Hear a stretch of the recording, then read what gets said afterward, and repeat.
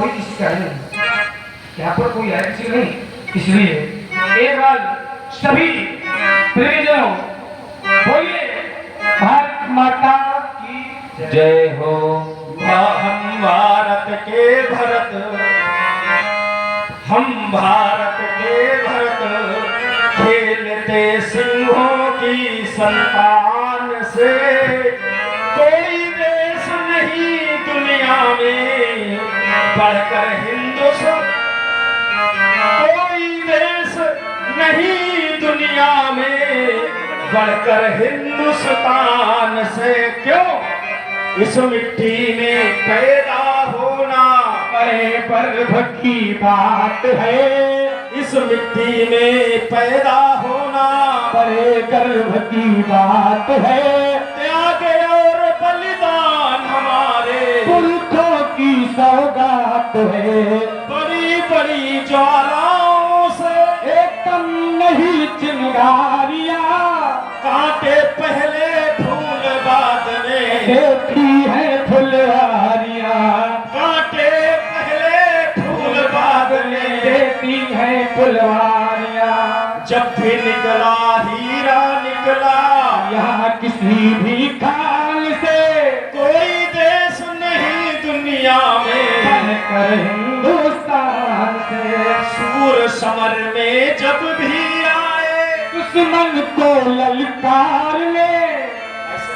सूर समर में जब भी आए दुश्मन को ललकारने। उंगली दांतों तले दबाई अचरज के संसार में। बनते आए हैं हम पन्ने, बनते आए हैं हम पन्ने गौरव के इतिहास के। साहस और वीर का अपने व्रत है बारों मास के। साहस और वीर अपने भक्तों है बारों मास के। जब भी निकला हीरा निकला यहाँ किसी भी खान से। कोई देश नहीं दुनिया में बढ़कर हिंदुस्तान से। बोले चितई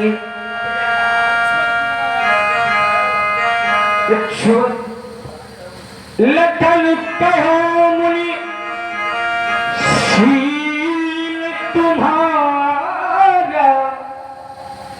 को नहीं जा विदित संसारा। माता पिता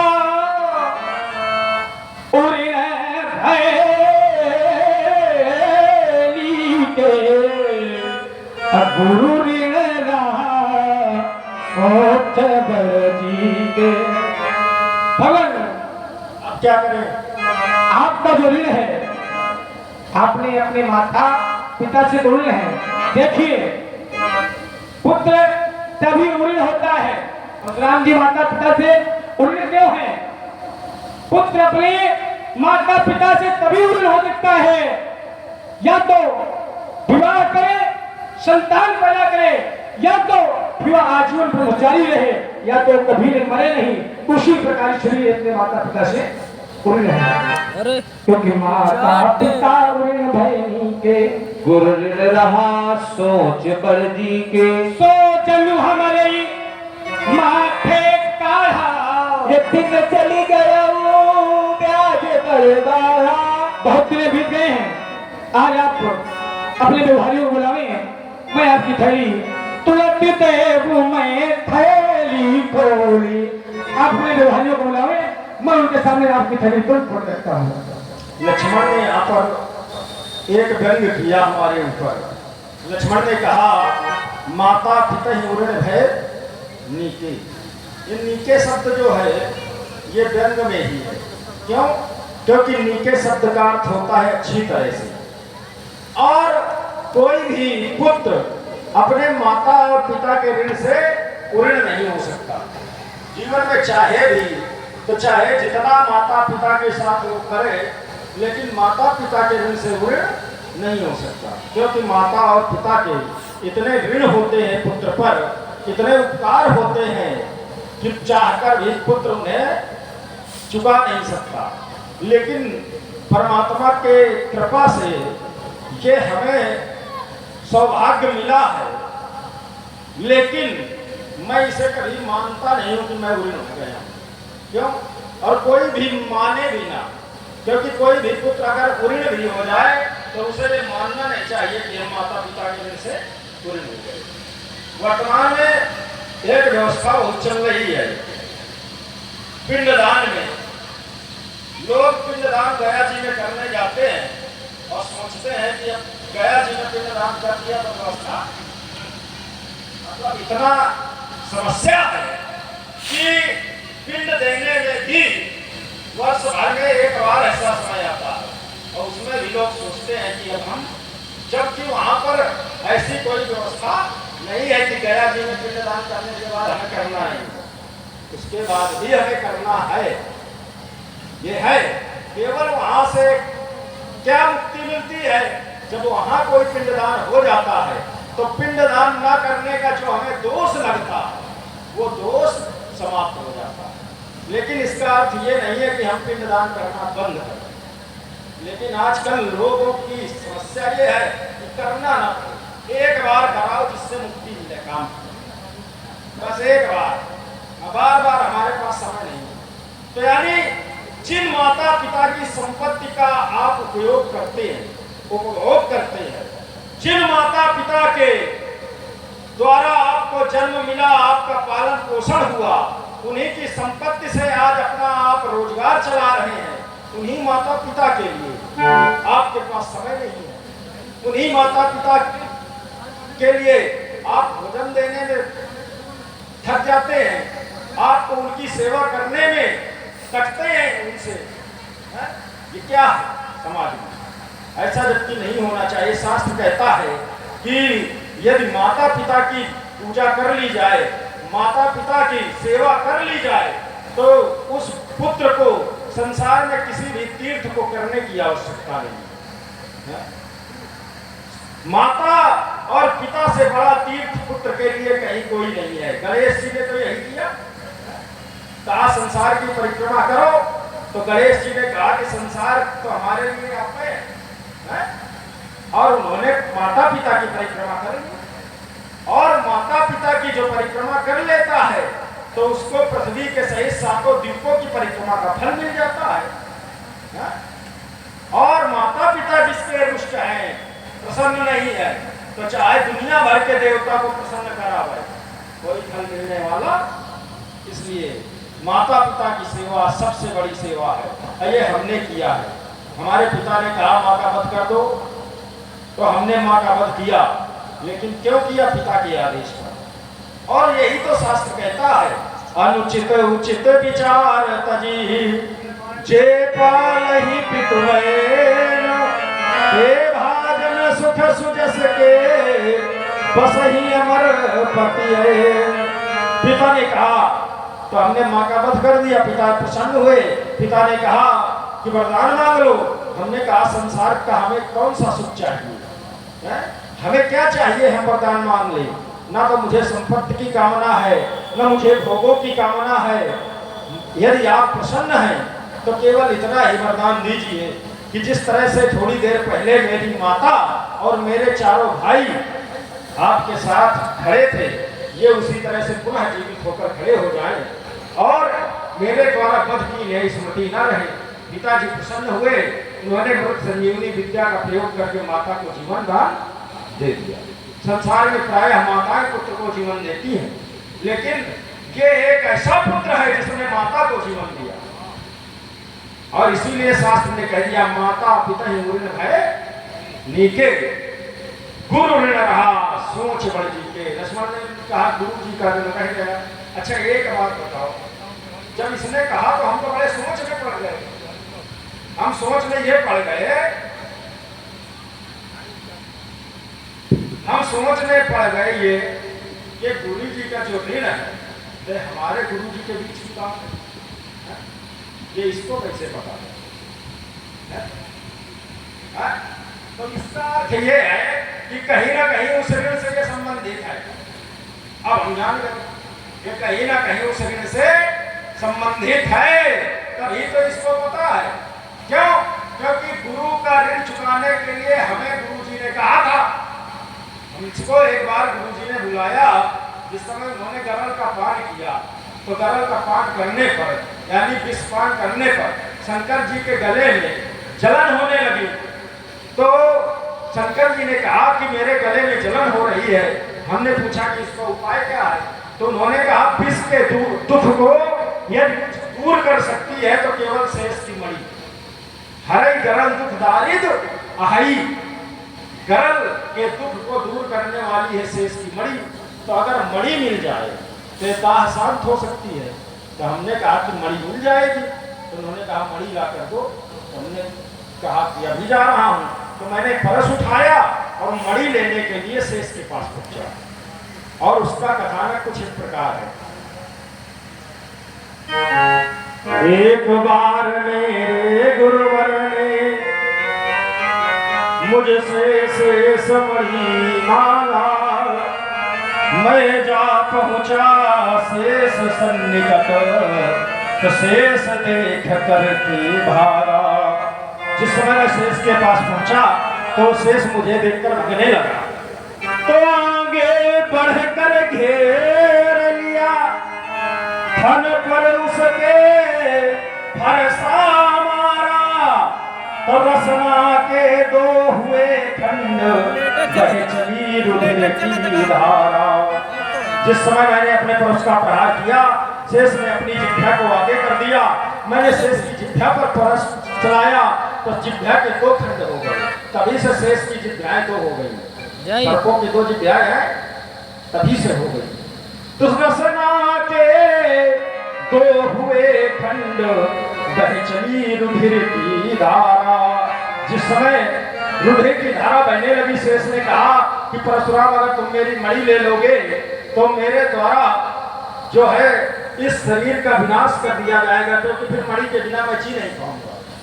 तो इसलिए यदि आप मणि चाहते हैं तो मेरे द्वारा कुछ छंदों की रचना की गई है, उन छंदों को आप सुन ले, जिससे ये छंद इस संसार से विलुप्त ना हो।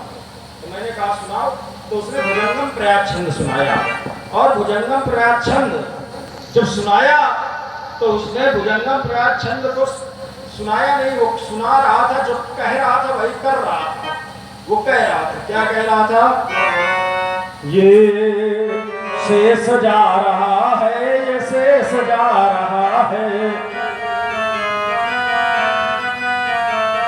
ये शेष जा रहा है, ये शेष जा रहा है, ये शेष जा रहा है, ये शेष जा रहा है, वो शेष जा रहा है, ये शेष जा रहा है। वो कह रहा था शेष जा रहा है, और मैंने सोचा ये छंद सुना रहा है, तो मैं आंख बंद करके सुनने लगा। लेकिन वो जो कह रहा था वही कर रहा था। वो कह रहा था शेष जा रहा है, और जितना पीछे हटता जाता था उतनी अपनी ध्वनि को बढ़ाता जाता था। और जब उसकी ध्वनि मेरे कान तक ना पहुंचने लगी तो मैंने आंख खोलकर देखा तो वहां से शेष जा चुका था। तो तब मैंने जाना कि छंद सुनाने के निमित्त वो धोखा दे कर चला गया, और तब से ढूंढ रहा हूँ उसको, ये प्रगटा ले रूप नया। तब से मैं ढूंढ रहा था, आज इस रूप में मिला है। और इसने कहा कि अब आने बेवहरिया बोली। तुरंत देव में थैली खोली, बेवहरिया नाम भगवान शंकर का। और भगवान शंकर को बुलाने की आवश्यकता नहीं, क्योंकि वो हमारे गुरुदेव हैं। उनके आश्रम में मैं खुद जाऊंगा, भगवान शंकर के गुरु के आश्रम में मैं स्वयं जाऊंगा। इसलिए व्यवहारिक रूप में जो भी समिति के पदाधिकारी है ना, वो आ जाए मंच पे दर्शन देने के लिए। कहाँ गए भाई? वर्मा जी, राम जी, ये सब लोग कहाँ हैं? आइए। कमेटी के जितने भी सदस्य हैं, कमेटी के क्या जितने भी यहाँ पर उपस्थित हैं, जिन्होंने संवाद सुना, आकर के भगवान परशुराम जी से आशीर्वाद प्राप्त कर ले।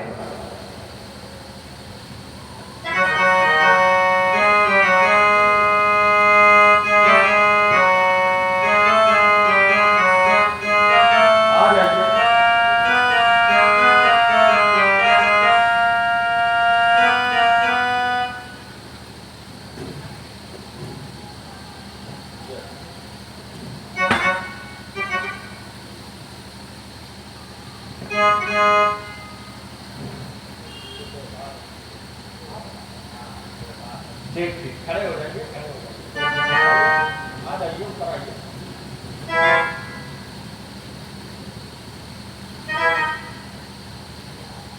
देखिए, इस समिति के हमारे बहुत अच्छे पदाधिकारी और भगवान की सेवा में तन मन से लगे हुए हैं। शाम को हमारी इनसे पहले मुलाकात हुई है ना, और इसके बाद सारी व्यवस्थाएं भी बढ़िया रही।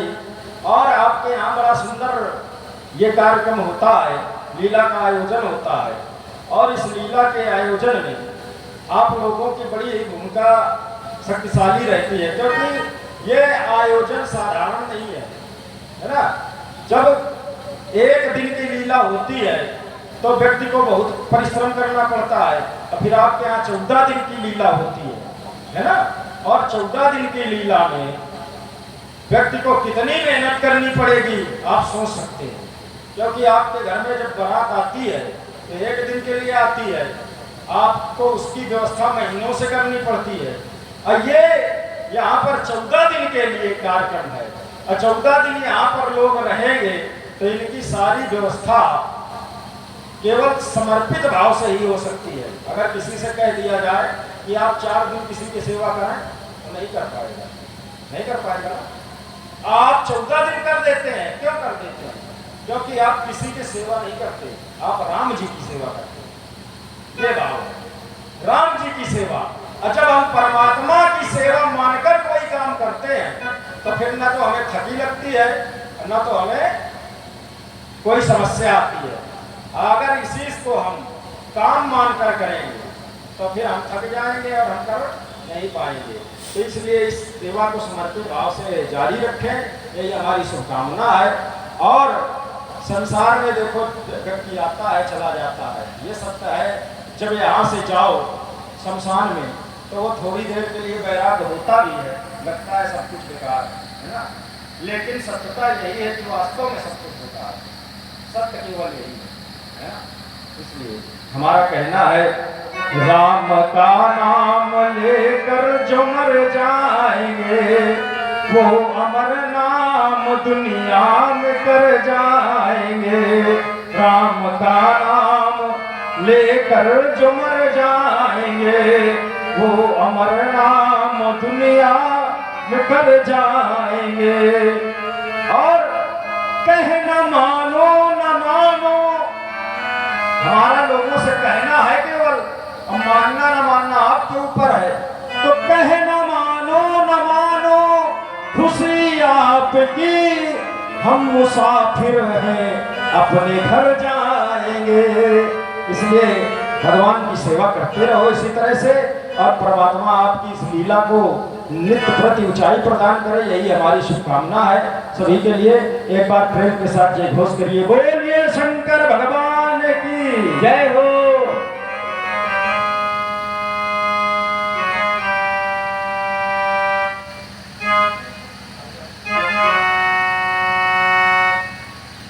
बोले राम ही देहि होरा, बचन विचार बंधु लघु तोरा। मन मलिन तब सुंदर कैसे, बिसरस भरा कनक घट जैसे। यहाँ बताओ, हमसे आज्ञा मांगी थी तुमने, मांगी थी आज्ञा हमसे मांगी थी। तुमने कहा था कि आया सुकाह कहिए कि न मोही, मेरे लिए क्या आज्ञा है? हमने आज्ञा दी, क्या दी थी? क्या दी थी पता है? कि तोड़ने वाले को हमारे सामने लेकर मिला, मिला अभी तक नहीं मिला।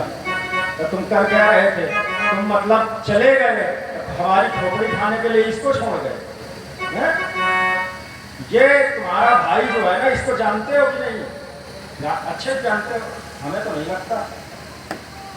नहीं, क्या जानते हो? इसको ऊपर से देख के जानते हो? ये तुम्हारा भाई ऊपर से मत देखना, ये ऊपर का तो बड़ा अच्छा दिखाई देता है, लेकिन मन का बड़ा ही काला है, तन का गोरा है, मन का काला है। कैसे? जैसे सोने के घड़े में विष भरा हुआ, ऐसा है तुम्हारा भाई।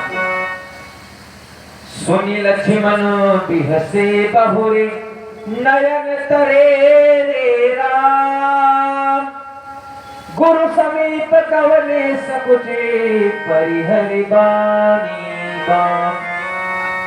अब आप लोग अभी तक आप लोगों ने देखा और सुना पूज्य श्री भार्गव जी और लक्ष्मण जी का घोर संवाद चला। वेद से ओतप्रोत कविताएं हुई, लेकिन अब आप लोग देखेंगे विनीत शीतल वाणी किसकी है? वो भगवान श्री राम जी की है। कैसे? अति विनीत मृदु शीतल वाणी बोले राम जोरी जोग पानी। और हमारे भैया रविशंकर जी गुप्ता वार्ड नंबर 7 51 रुपए पूज्य श्री भार्गव जी के चरणों में प्रदान किए हैं। बहुत बहुत धन्यवाद। साधुवाद। लोग भगवान श्री राम जी की अमृतमयी बाणी। देवता लक्ष्मण के द्वारा किया गया अपराध को क्षमा करें, क्योंकि सुनह नाथ तुम सहज सुजाना, बालक वचन करी नहीं जाना। आप तो सहज में ही सुजाने देवता, यह बोध है, बालक है, इसलिए देवता सुनहु नाथ तुम सहज सुजाना, बालक बचन करी नहीं जाना। बर्रे बालक, बर्रैया का और बालक का स्वभाव एक जैसा होता है, इसलिए देवता बर्रैया बालक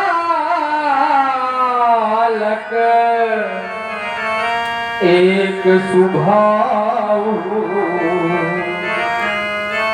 इनहि न संत विदुषहि काहू। और लक्ष्मण ने आपका कोई काज नहीं बिगाड़ा देवता, अपराधी तो मैं हूं देवता। तेहि नाही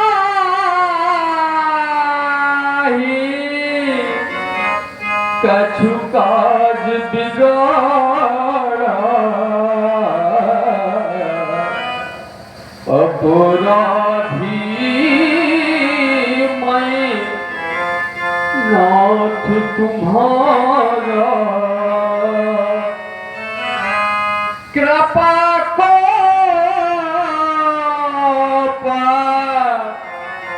बाध बाधा बेगुसाई,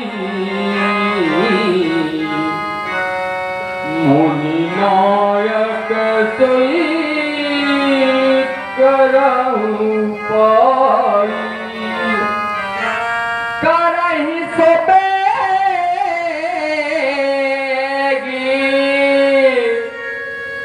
जेहि विधि दिस जाई,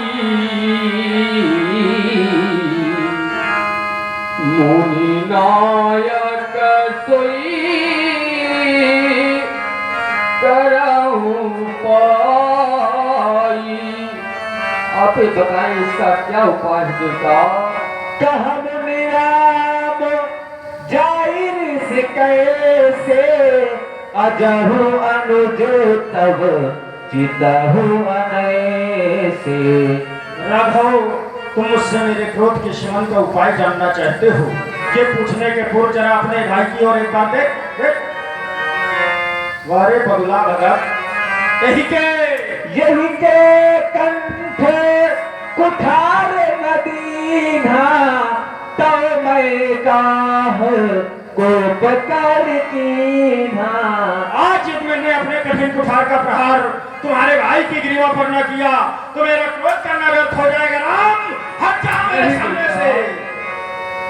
ये क्या करने जा रहे हैं आप? आज आपका कुठार मेरे लक्ष्मण के ऊपर टूट गया देवता। आपके कुठार के द्वारा ना जाने कितनी माताओं की गोदे सोनी हो गई और ना जाने कितनी बहन के भाई बिछुड़ गए, और आज आपका परुष उठा तो मेरे लक्ष्मण पर उठा देवता।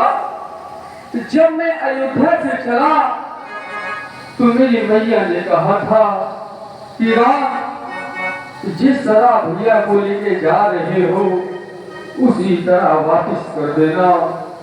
अगर मैं भैया को वापस नहीं कर पाऊंगा और अयोध्या जाऊंगा तो लोग वहां के क्या कहेंगे देवता। यही है लोक नायक राम, इसने अपने होते हुए अपने भाई का वध करवा दिया। मैं क्या मुंह लेकर जाऊंगा अयोध्या नाथ। मैं जब वहां से चला तो मेरे मैया के कहे हुए वचन अगर आप कहें तो देवता आपके चरणों में समर्पित करूं। क्या कहा था मैया ने राम? मैया मैया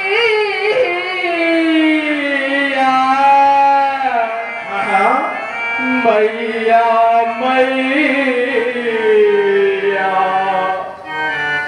मैया ने चलते समय